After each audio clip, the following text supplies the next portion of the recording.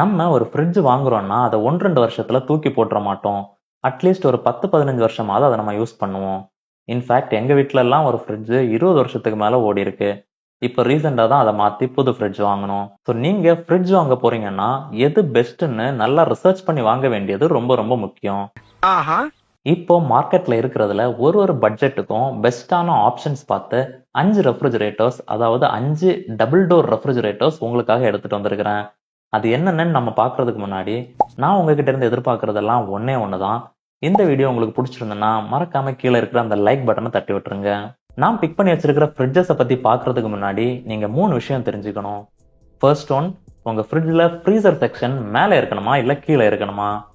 அடுத்து, உங்களுக்கு எத்தனை லிட்டர் கெப்பாசிட்டி உள்ள ஃப்ரிட்ஜ் தேவைப்படும்?